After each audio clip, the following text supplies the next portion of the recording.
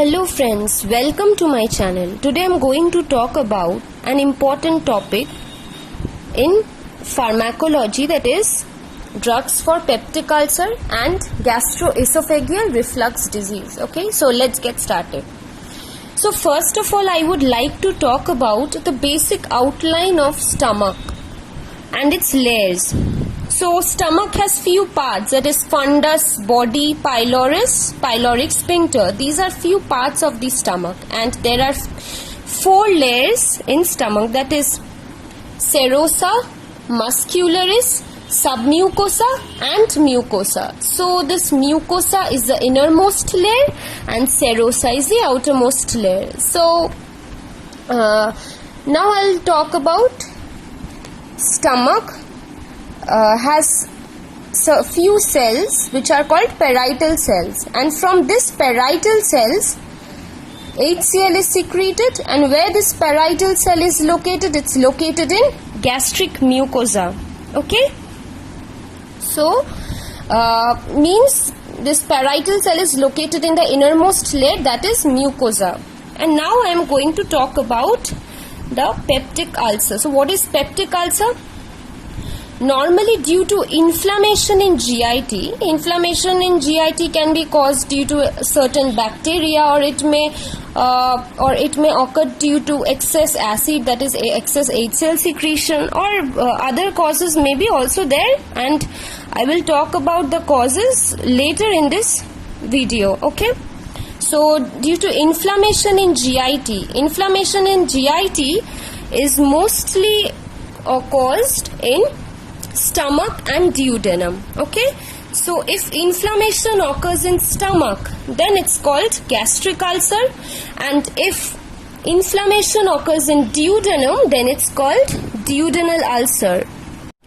Now the innermost layer of stomach and duodenum is covered by mucosa. Okay, well, we have seen previously this one, that innermost layer of stomach and duodenum is covered by mucosa. Now, which is divided into 2 parts. So firstly we have 2 types of mechanisms, that is first of all mucosa protecting mechanism, and second of all mucosa damaging mechanism. Now let us firstly talk about mucosa protecting mechanism. So how can we protect our mucus layer from acid secretion? So we already know that if there is high amount of acid, then we need bicarbo, that is alkali, or that is alkali group, for neutralizing the acidity of the stomach. It's obvious. So due to excess acid secretion, if we want to stop the excess acid secretion, then we need some bicarbonates, mucin or mucus or mucin, and prostaglandins. These are bicarbonate like derivatives which neutralizes the acidity.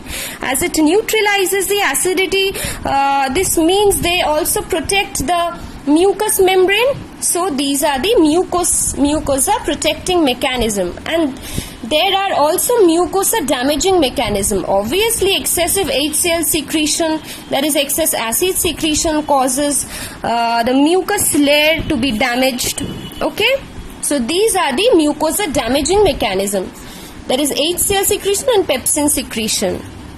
Now when mucosa damaging mechanism, if the mucosa damaging mechanism is greater than mucosa protecting mechanism, then this leads to ulcer. So this is how ulcer formation occurs, when mucosa damaging mechanism is much greater than mucosa protecting mechanism. This causes gastric ulcer. This is the main reason for gastric ulcer. Okay, so gastric or maybe duodenal ulcer. So another important mechanism is a certain bacteria called Helicobacter pylori. This is the second mechanism of peptic ulcer. So Helicobacter pylori is a gram-negative bacteria which secretes urease, an enzyme. This enzyme urease converts urea into ammonium hydroxide. Okay, so urea is converted into ammonium hydroxide. So what happens, this bacteria, that is Helicobacter pylori, has alkaline covering around itself, so it can protect itself from high acidity of the stomach. So alkaline covering around the bacteria, this protect the bacteria from acidic environment. So this H. pylori has an ability to protect itself from acidic environment. This is main point to be noted. Okay, so this leads to, so obviously we know that if bacteria or virus enters our body, then the immune system gets activated. So obviously when H. pylori enters, when H. pylori is there, so immune system will be activated. So due to H. pylori, immune system is activated. As H. pylori lives in submucosa and it is freely motile and protect itself from alkaline covering. Okay, obviously this H. pylori has alkaline covering, so it can easily protect itself from acidic environment. We have already discussed this. So immune system cannot directly affect the H. pylori. Why can't the immune system directly affect H. pylori? Because it has its alkaline covering. So as the immune system cannot directly affect H. pylori, so thus it cannot affect the submucosal layer where H. pylori resides. So what it will do, it will activate, when immune system will be activated and produce antibodies against the mucosa layer. So just after submucosa, we have seen here that just after mucosa, just before mucosa, there is submucosa layer where H. pylori resides. So immune system cannot act against submucosa, so it will act against mucosa and produce antibodies against mucosa layer. That causes gastritis, and if it is which causes gastritis. So when it becomes chronic, it may lead to ulcer.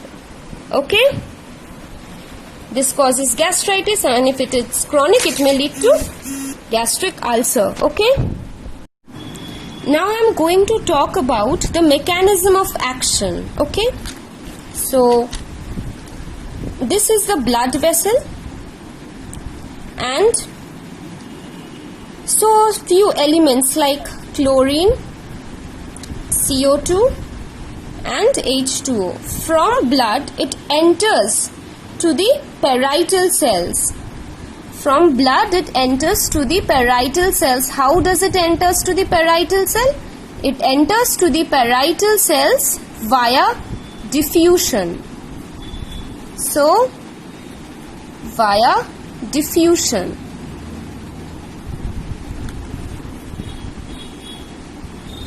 Okay, so this chlorine enters parietal cell CO2 and H2O.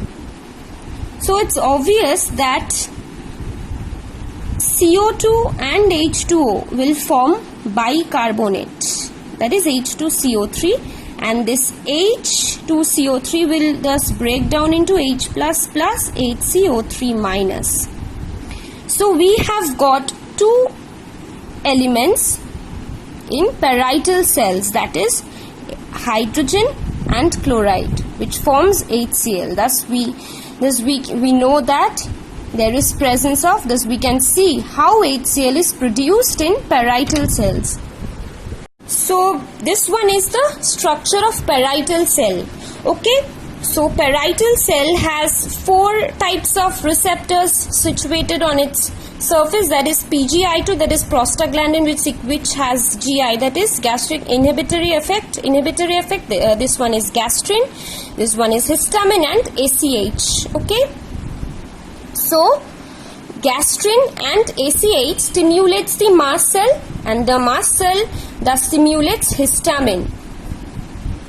Okay, so histamine thus produces its action. So gastrin it's important to know that in this case gastrin, histamine and ACH has positive regulation, and this PGE2, that is prostaglandin, this is the only thing which has negative regulation. So how this is working, its mechanism of action, actual mechanism of action, we will see in this. So here it's clearly seen that gastrin secretes Ca2+, histamine converts ATP to CMP, and ACH helps in secretion of Ca2+. So these three elements like Ca2+, CMP and this Ca2+, these all stimulates protein kinase. This all stimulates protein kinase. So protein kinase is the main central important thing which has its actions. The actions of protein kinase we will see in this. Okay, and the PGE2 secretes CAMP, which has negative feedback effect on protein kinase. So what is this protein kinase doing? We can see here two types of channel, that is H plus, K plus, ATPase. This is called proton pump. Okay, and this one is called potassium chloride co-transport. So what is this action of protein kinase? This protein kinase actually activates the proton pump as well as this potassium chlorine co-transport. So what happens? The H plus from inside the parietal cell there was presence of H plus.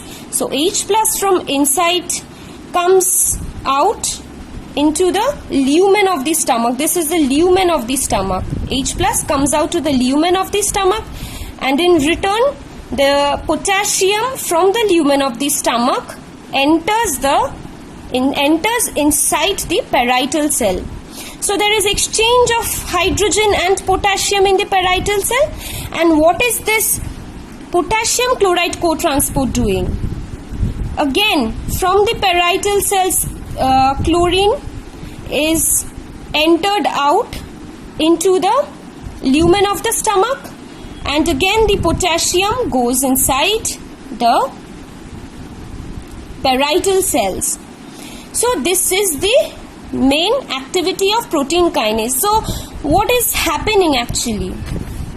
Due to entry of H plus and chlorine, there is formation of HCl in the lumen of the stomach.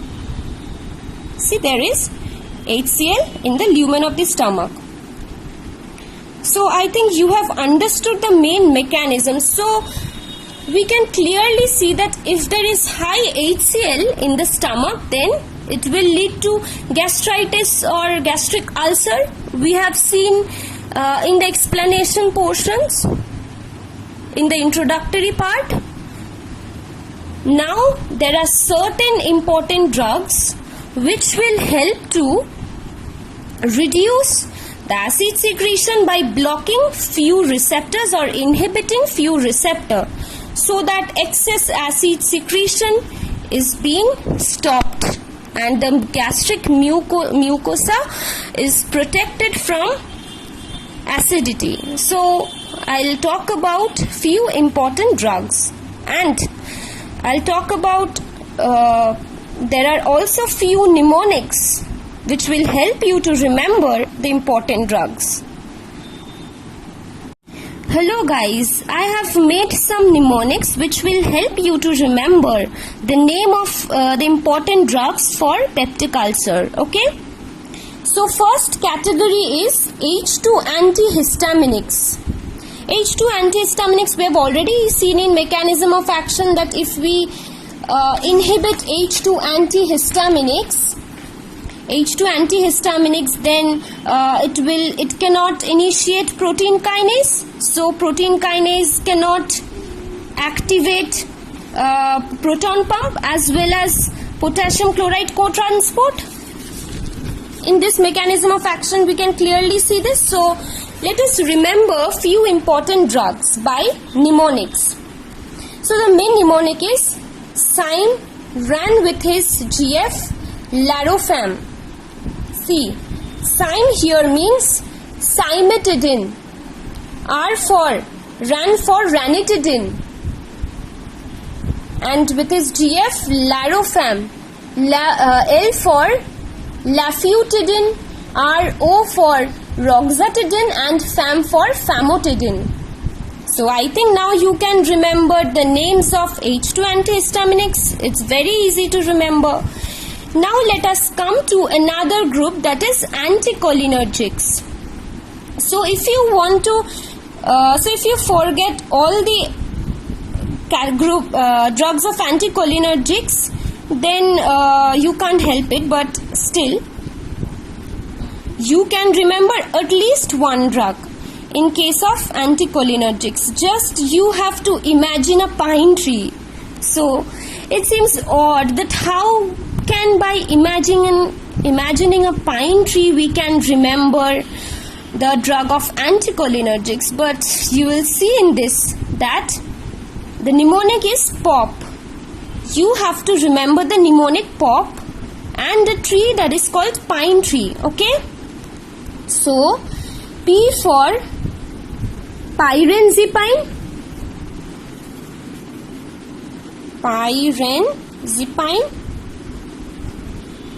Okay? And the second one is propanthelin.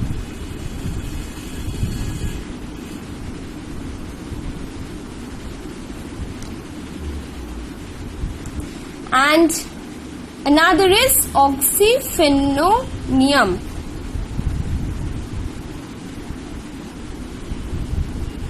So these are the three drugs for anticholinergics. So anticholinergics is most easy to remember because it has two mnemonics, that is POP and pine. How this pine? Because of pyrenzipine. See, this pine and pine tree. So it's very easy to remember. Okay? Now let us come to proton pump inhibitor. In case of proton pump inhibitor, the main keyword is prazole. Just all the prazole group is included in proton pump. The mnemonic is I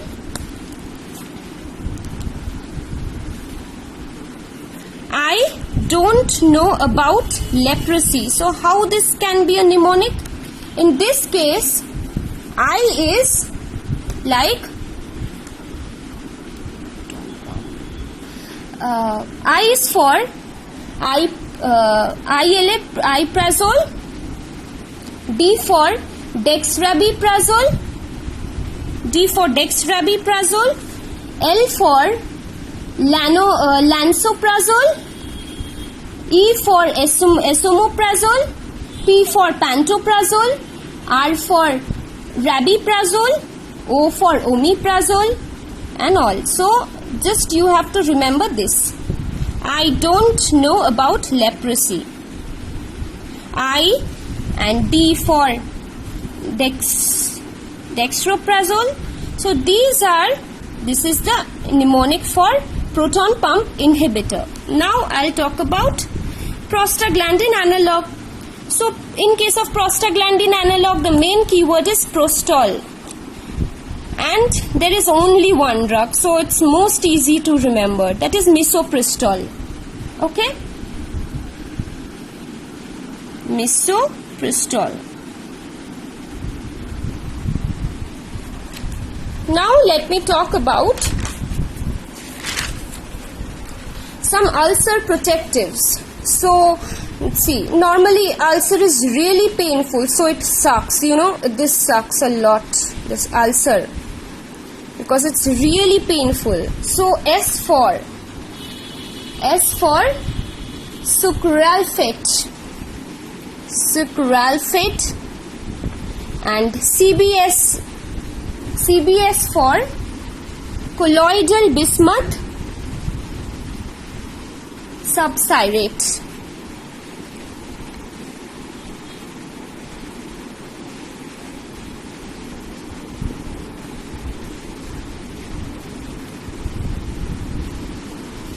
Subcitrate, okay? So in case of anti-H. pylori drugs, so if we decrease Helicobacter pylori, if we inhibit or if we kill the Helicobacter pylori, then gastric acid secretion will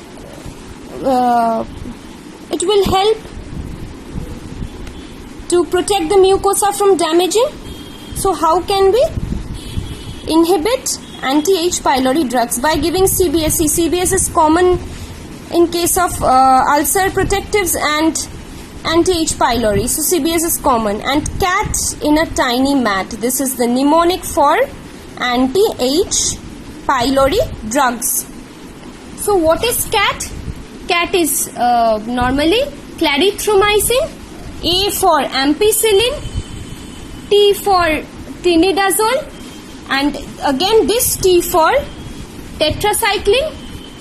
I for okay, this one is tetracycline and nothing else. Only you have to remember this, CAT in a tiny TIN. Bus, nothing else you have to remember, okay? So again I'm telling, C for clarithromycin, A for ampicillin, amoxicillin, A for amoxicillin, and T for tetracycline. And here T for tiny TIN, that is tinidazole, and the CBS. Okay, so these were the important drugs